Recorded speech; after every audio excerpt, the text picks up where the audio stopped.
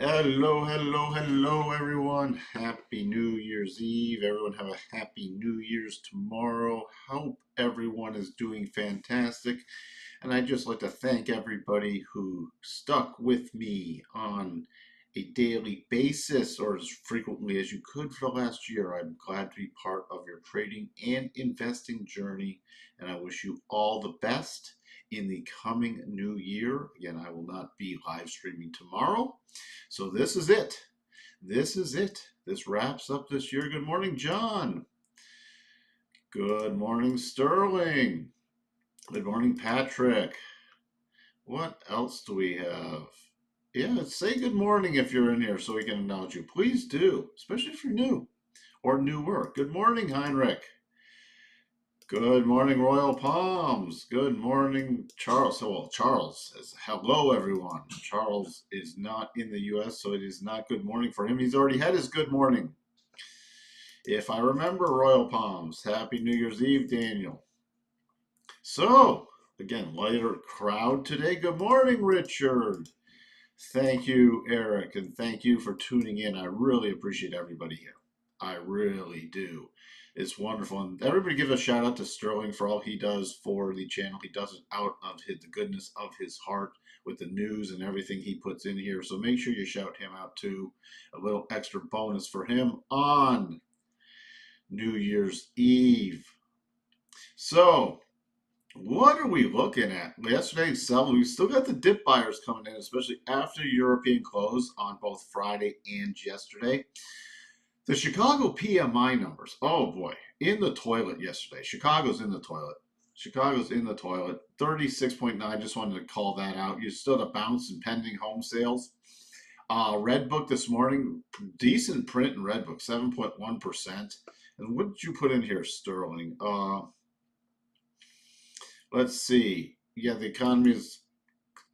They are changing the narrative. You know, like it's how is it how again not political, but you can't blame it on the incoming president already when that person's not been in charge. So you can't. But that's the way the game's played. Credit card defaults are at the highest again. We have a massively bifurcated economy. You have the haves and the have-nots. The middle class has all but been wiped out for the most part. Yeah, delinquent loans are up. Chance of recession. Let's see when they date it. Maybe they're gonna date it. You know when they'll date the recession starting January 20th. January 20th. Or maybe they'll be nice and just make it after, because it won't get post dated. So about like by next October, November, they'll say it started in February. It started in February. Just because that's the way it will work. MicroStrategy. Oh, this is such a con. If you want to buy Bitcoin, buy Bitcoin. Don't buy MicroStrategy. He's off the rails again. Wow, he is off the rails. Yeah, let's just.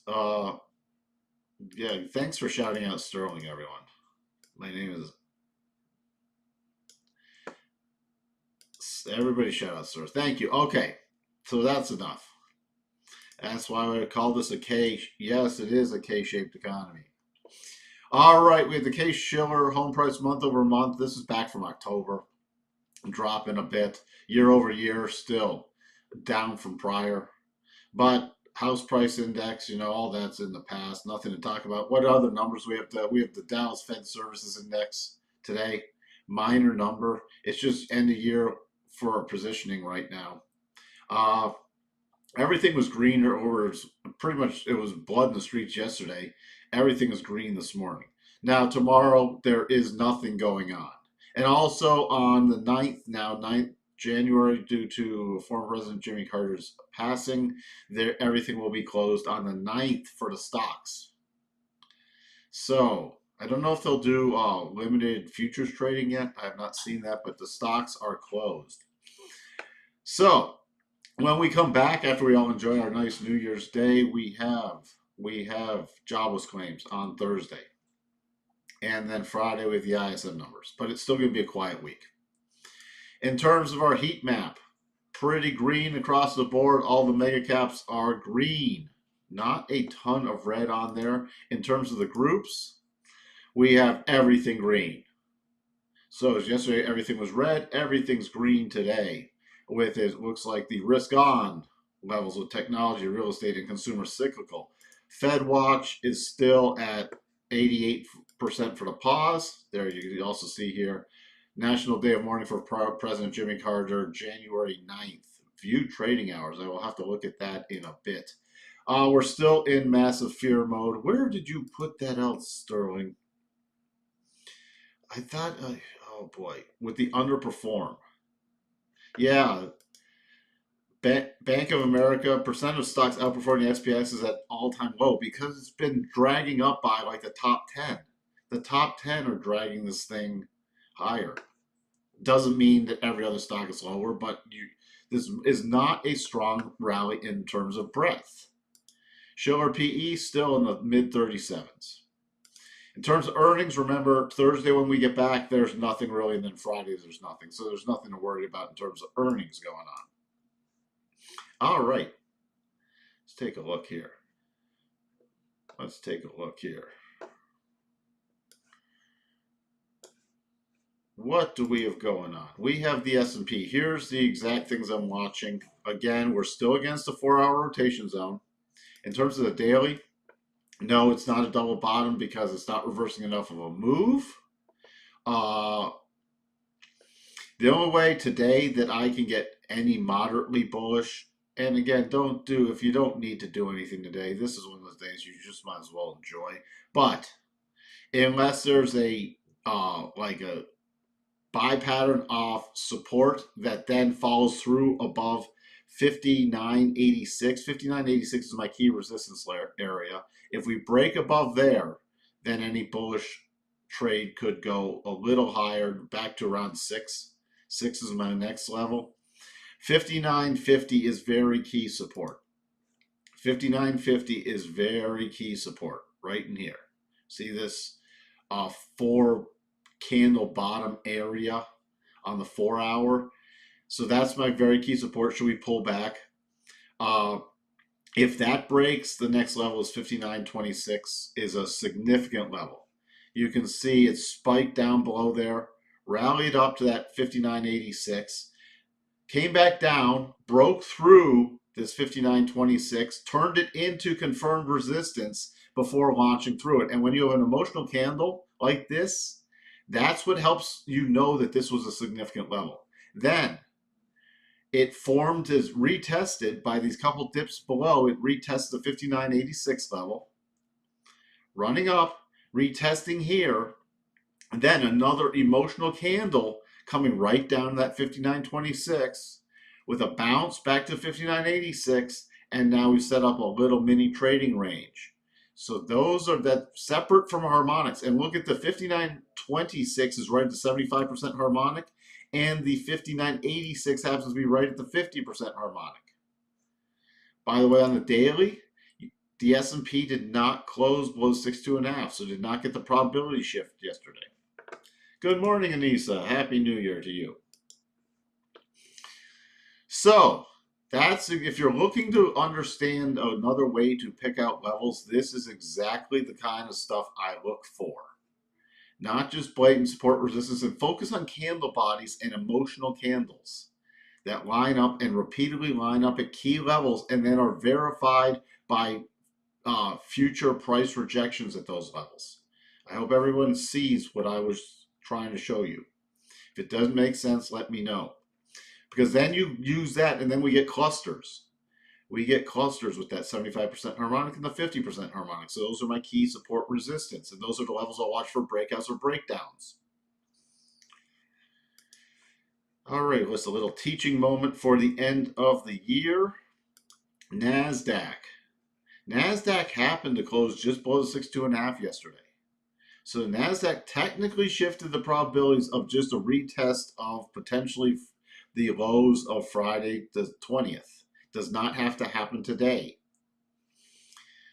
All right, the key levels on the NASDAQ from that significance, again, the NASDAQ's a little noisier, but it's a 21,540 is resistance, 21,280 is very key support. And the NASDAQ is always a little noisier than the S&P. But those are the key major levels. The minor levels we'll be watching are into the open is about 21,385. There's a decent support shelf. 21,380, 21,385. There's a decent support shelf in there. Overall, though, especially we could get getting the daily rotation zone crossing down. We'll be watching for, unless something drastically changes, we'll be watching for rollover plays. The RSI is on my chart. That's this purple one. I use a shorter term RSI. I use it for overbought and oversold conditions and divergences. I do not use MACD on a regular basis. I'd rather just look at the moving averages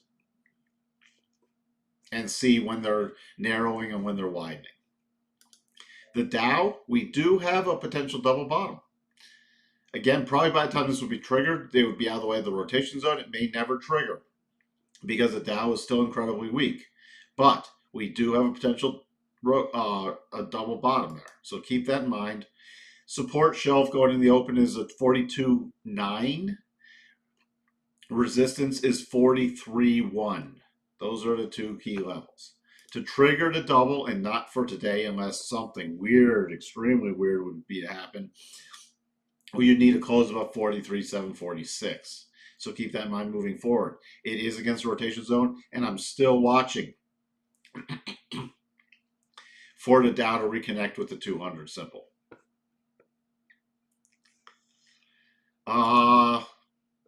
Russell, we found support again yesterday against the 200 and the first target from the double top. You do have a potential double bottom, again, that may never trigger. It is against the daily rotation zone. 2,304.8 would be the trigger point. Okay, but that's all I'm looking at. Other than that, if we do break below that 200, the final target for completing out that double is back around 21,137. 21,137.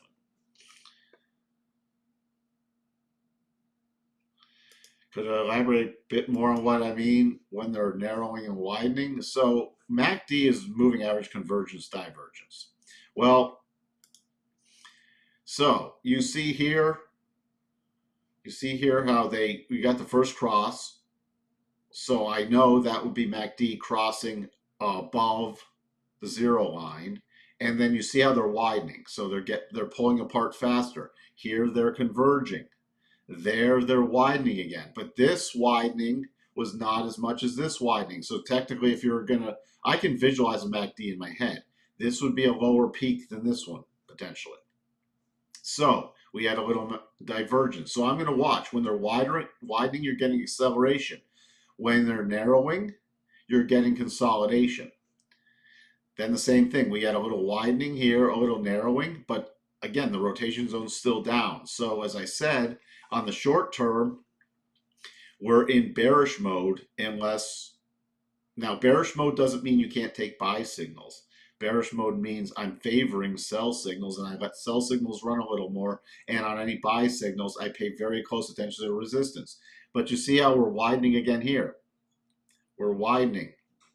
So it's telling me there's downward pressure on that. There's still downward pressure. And again, you can see on pullbacks, the narrowing. This is the weekly chart. So you see we widen. We got the cross. We widen. We get the pullback and narrow. So on the narrowing, I start watching. We're in the correction. Then I watch for the market start widening again. But then as we don't widen as much, it's telling me we're also losing momentum. So in these multiple pushes higher on the weekly, we've been losing momentum, which you can also see to tie it in the RSI. See how we're making repeatedly lower peaks in the RSI as the market climbs higher. So this has been losing momentum for a while. But the trend is still up on the weekly basis. What else do we have? We have DAX, nothing right today. Notes, a little rush into the 10-year yesterday from the sell-off. But we're still in consolidation mode. Now, what's interesting is the notes have definitely got to cycle tops again. So I'll be watching starting after the holidays for a rollover play in there. Also with the yields pulling back to the rotation zone, cycles getting to the bottom, I'll be watching for rotation up plays or percent B buys. Dollar index holding up real nicely. Perfect example of a sideways correction. Watching for a potential breakout now with the rising 8 EMA pushing the price. Again, the next cluster higher has not changed since yesterday. This 108.80 area. Crude now. This does qualify between this peak and this peak. It barely qualifies as a potential double top. So that's the only thing that would turn me short term for a pullback. We need a 4-hour close above 70.78. Doesn't look like it's going to happen. So this is interesting because we're still getting upward pressure. It did break. It closed right at key resistance yesterday, but now we've retested that and trying to rotate back up. Remember, I'll be watching for that close above 71.95. You're welcome, Royal Palms.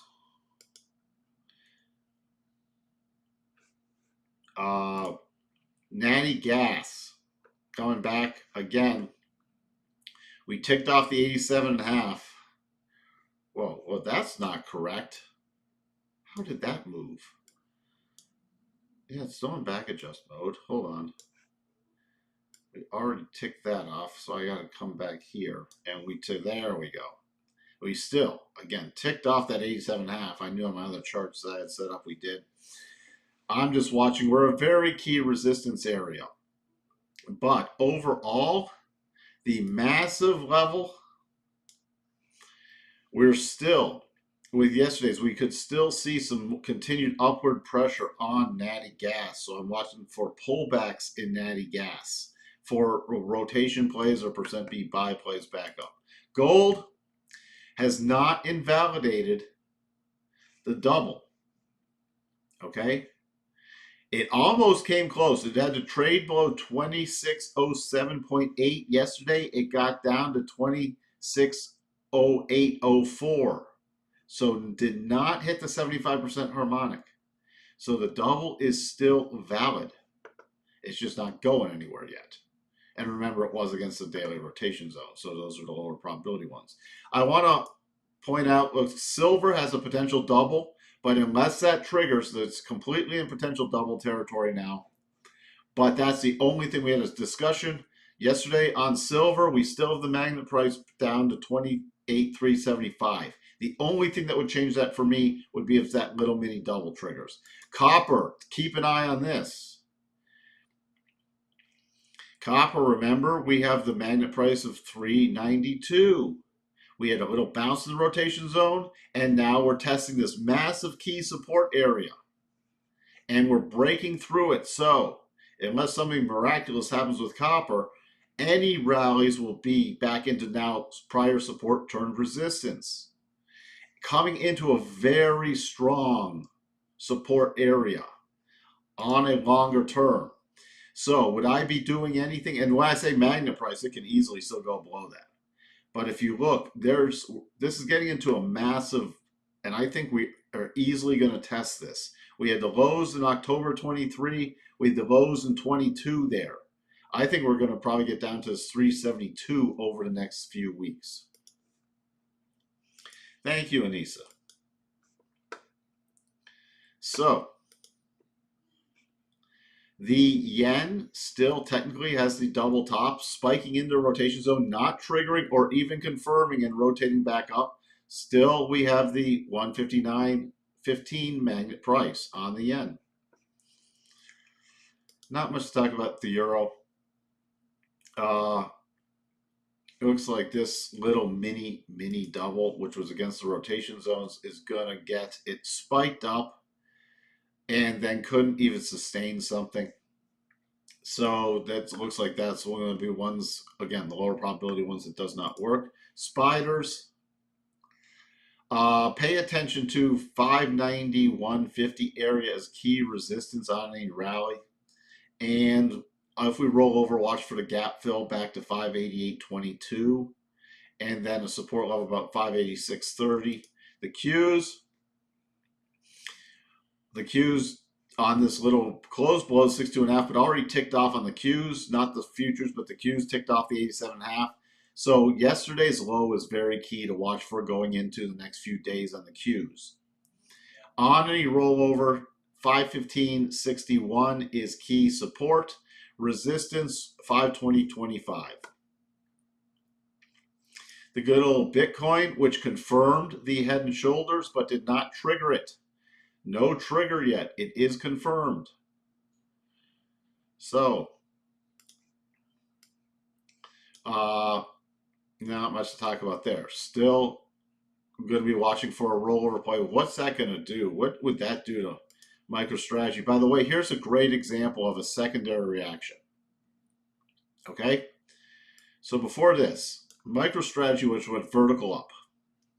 When we talk about secondary reactions, I look at this on a regular basis, but I don't always cover it here on the channel. So you had a bounce. You see here on the harmonics, we had a bounce straight to the 50%, sell off, straight to the 50%, sell off. I had a little trend line drawn for watching for a close below that and then a breakdown play, because that would be a failed secondary reaction only at the 50% harmonic. Okay, and then right now we made another support shelf. You see the support shelf tested, a little gap open below it, but it closed right at it. Little gap open and a close above it. Then it's still a close above that support shelf. It closed right at that support shelf on Friday, and then yesterday broke down through. Not surprised to see a bounce today, but look, we're getting separation. So again, the separation in the rotation zone. So on any bounce play, I'm watching for rollover plays in MicroStrategy. And the key level for me is 267.63, because that it'll really start potentially unraveling from a probability standpoint should we close below that. So unless Bitcoin goes on a massive tear higher, it's looking like MicroStrategy could roll on down. I know we had a request for Uber. Uber still, just on a macro perspective, has a massive potential double top in play. All right. From the weekly, we now are getting the separation on here. I will be watching to see if on Uber 54.84 on a weekly close. You close below that on a weekly close, you might be kissing Uber goodbye in the short term. In the very short term off a daily, it would have to get above the rotation zone and the spike high from Wednesday the 18th, 63.92. But look at all the resistance levels higher. So on anything here, it would need to form a very strong bullish pattern, because any bounce play is running smack dab into resistance, and I'd be watching more so for the rollover plays. All right. There's your Uber, Royal Palms.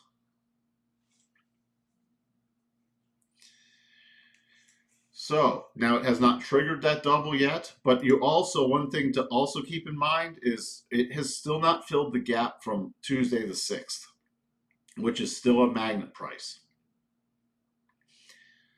Would I be aggressive to the longs? Not at all on this. Not at all. Again, it would really have to prove itself, and this is not a strong bottoming formation yet. Can we have a look at T Travel Zoo?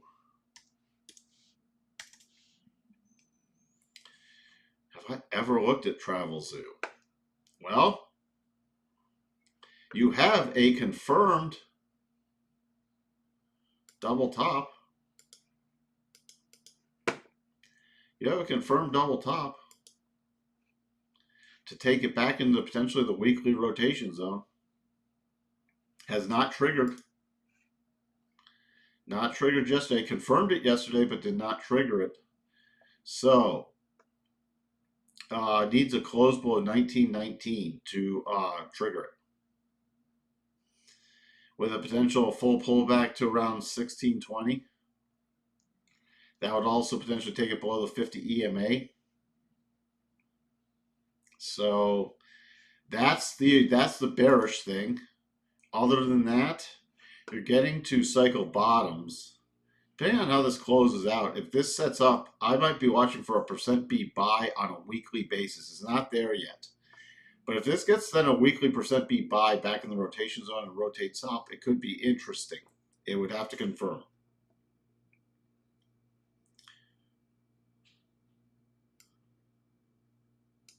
Would it be good for long term?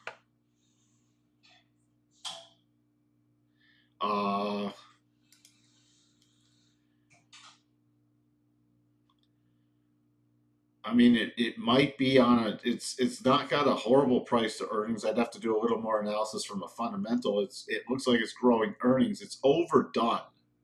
That's why I'd be watching for the potential bigger pullback and then a percent B buy or something to get some follow through to the upside. But it would be worth with a decent stop. It could be interesting. I don't know if it's a long term play, but it could be a midterm play.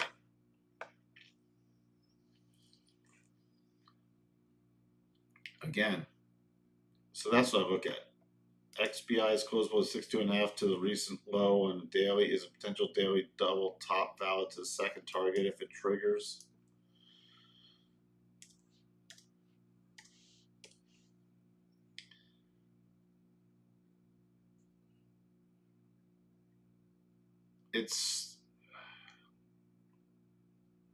I mean, there's nothing yet to invalidate this pattern.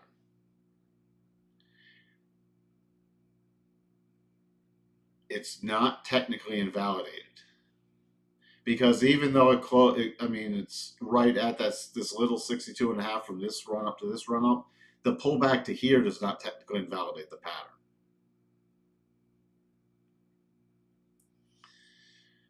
So XPI is closed below 62.5 to recent low in the daily. Is the potential daily double top valid to the second target? The potential daily double top. We look at the potential daily. You mean the daily double bottom? Potential daily double bottom? It's valid. If it were to trigger, it's completely valid. This little potential double bottom is valid within the context of the bigger double that's already triggered. So remember, because you've got the close below here, it has to trigger, and then it's still completely valid as a double bottom play, even though it's closed below 62.5. But would I be front running it? No. Because you still technically have the magnet prices lower. All right, let's just see how this market opened today. Not much. Wow. What's the tick? Again, do not force anything today. You're welcome, Sterling. Decent tick opening strength, but no overall reaction. Look at that. What was that opening? 1,130. So, with that, as long as we hold this key low area, I'd be looking for bounces in the short term. But again, that 59.86 level is very significant resistance. So it would have to get through that and reconfirm that as support. Now, if this does not hold and the tick pulls back, I would not be looking at anything from the long side until it gets in this other consolidation around 59.50, 59.50 to 59.52. You are very rich. You're welcome, Richard. You are very Richard. Welcome. I gotcha. Charles is done for the year. Well, you have a very happy rest of your day. A happy New Year's Eve, Charles. And, we'll see what next year brings. So, again, don't force anything, please, today. Enjoy the day if you have it off. If you don't have it off, just still enjoy it. And then enjoy your wonderful New Year's Eve with friends and family. Thank you, Charles. All right. Thank you, Sterling. I'm wrapping it up. Again, I will not be around tomorrow. I am taking a well-needed day off. Happy Happy New Year's, happy 2025 to you also, MJ, and everyone else. Again, and thank you for everyone watching in the background. I will see you back on Thursday. By the way, if anything ever were to change, make sure you follow me on X at MG Arnold. Okay, so because that's where if a stream gets canceled for some reason or something happens, that's where you'll be notified. I agree. I'm not going anywhere tonight. I am at home, but do not drink and drive, please, everyone. That is not a good outcome for anybody potentially. All right. Thank you for that reminder, Richard, and I shall talk to everyone later. Bye for now.